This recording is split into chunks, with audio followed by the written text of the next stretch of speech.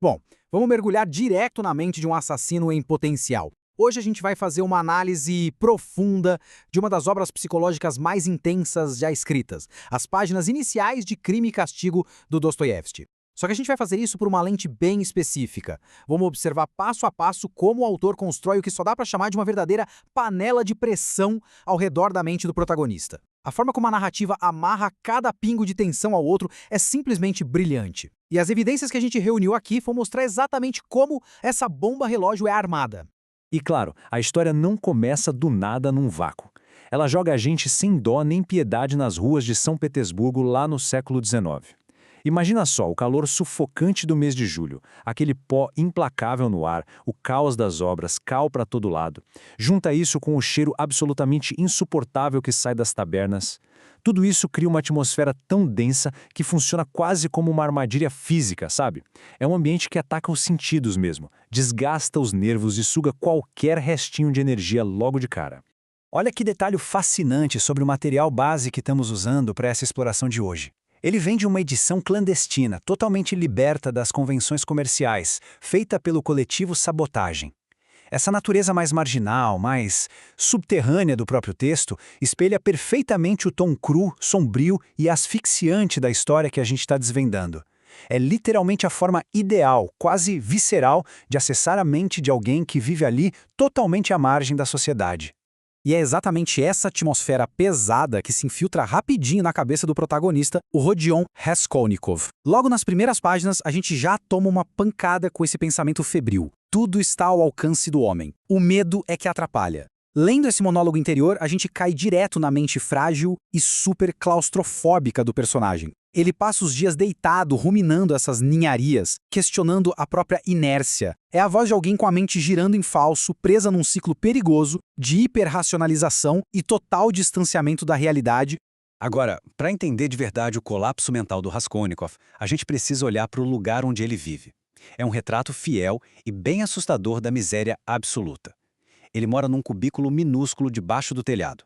O texto até diz que parece mais um armário do que um quarto, com papel de parede amarelo e poeirento caindo aos pedaços. Ele passa fome, tá há dias sem comer direito, e as roupas dele, bom, são farrapos tão acabados que qualquer pessoa comum teria vergonha de sair na rua. Essa miséria física, palpável, atua como a primeiríssima camada opressiva dessa imensa panela de pressão. E o isolamento prolongado faz uma coisa terrível, transforma ações simples em rituais super obsessivos e assustadores. O texto detalha um ensaio que o Raskolnikov faz de um plano obscuro. Ele não está só caminhando, não. Ele sabe que do quarto dele até o destino são exatos 830 passos. Ele calcula meticulosamente cada movimento, como descer a escada de fininho para não ter que ouvir as cobranças e reclamações da senhoria. Até aquele som fraquinho e característico da campainha do apartamento escuro da velha penhorista ganha uma dimensão aterrorizante na mente superaquecida dele. E sabe qual é o resultado dessa marcha exaustiva e tensa? É revelado com esse número bem cruel, 1 rublo e 15 kopecks. É só isso. Esse pagamento miserável que a velha penhorista, a Aliona Ivanovna, oferece pelo relógio de prata que era do pai dele, e ela ainda desconta os juros adiantados. Isso âncora o tema abstrato da pobreza em dados concretos e esmagadores.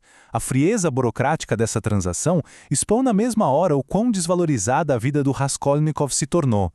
E se a gente pensasse que o Raskolnikov é uma exceção a todo esse sofrimento? Bom, a história logo prova ao contrário. Ao sair do prédio da penhorista, em estado de choque e com repulsa, ele entra numa taberna suja. Lá ele encontra um Marmeladov, um ex-funcionário público alcoólatra. E esse encontro é vital porque amplia totalmente a lente da análise. Mostra que a miséria não é só um tormento individual do protagonista, mas sim uma verdadeira epidemia social que está engolindo a cidade inteira. É ali, no meio do delírio de bebedeira, que o Marmeladov faz uma distinção filosófica simplesmente brutal. A pobreza não é um pecado, mas a miséria é pecado. É um argumento chocante de tão claro. Ele explica que na pobreza comum, o ser humano ainda consegue manter sua nobreza, os seus sentimentos, mas na miséria extrema, na destituição completa, aí não.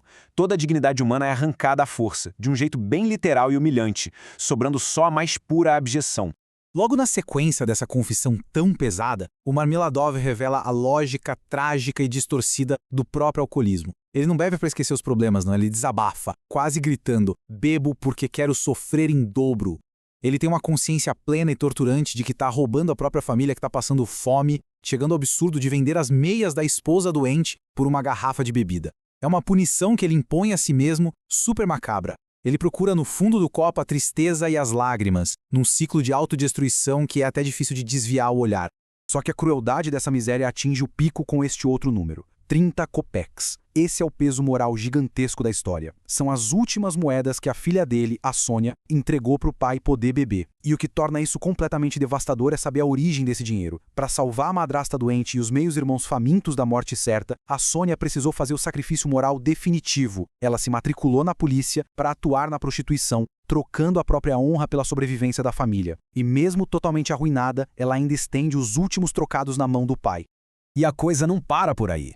Quando o Raskolnikov ajuda o bêbado a chegar em casa, ele dá de cara com a verdadeira face dessa narrativa. A esposa, a Katerina, está doente, com aquelas manchas de febre no rosto, andando de um lado para o outro num quarto sufocante que, na verdade, é basicamente um corredor de passagem para outros inquilinos. Tem 3 crianças esquálidas e aterrorizadas tremendo no canto. A recepção que o marido tem, ao voltar sem um tostão, é feita de gritos e agressões. A cena é tão perturbadora que o Raskolnikov faz o impensável. Antes de fugir, furtivamente, ele deixa suas próprias e últimas moedas de cobre no parapeito da janela por pura pena. Mas a pressão sobre o Raskolnikov estava prestes a subir para um nível ainda mais intenso. O catalisador definitivo da ruptura dele chega na manhã seguinte, na forma de uma carta grossa, pesada, preenchida com as letrinhas miúdas da mãe. Essa correspondência que chega da cidade natal traz um pacote completo de novidades e com ela faz desabar todo aquele peso esmagador do dever e do sacrifício familiar bem em cima da estabilidade emocional dele, que, convenhamos, já estava por um fio. Ao abrir a carta, a gente é arrastado para a montanha-russa caótica que virou a vida da irmã dele, a Dunia. Trabalhando duro como governanta, ela sofreu um assédio incansável do patriarca da casa, o Svidrigailov. Acabou sendo descoberta de forma injusta, foi expulsa debaixo de chuva e humilhada publicamente pela esposa dele, a Marfa, que arrastou o nome da família na lama. Só que, depois da verdade vir à tona, a Marfa fez uma turnê de desculpas públicas, restaurando a honra da garota. E esse resgate atraiu quase que instantaneamente um pedido de casamento bem repentino de um homem influente. Esse pretendente é o Piotr Pietrovich Luzhin, e o perfil dele, que a carta disseca, diz muita coisa. É um advogado rico de uns 45 anos, que deixou claro o desejo específico de ter uma noiva honesta, mas sem dote, que já tivesse conhecido o gosto amargo da pobreza extrema. A lógica tortuosa dele é de que o marido não deve ter obrigações com a esposa, mas a esposa deve enxergá-lo perpetuamente como seu salvador e provedor. É um mecanismo de controle claríssimo. Uma armadilha social nova e perigosa, armada meticulosamente para a irmã do Raskolnikov.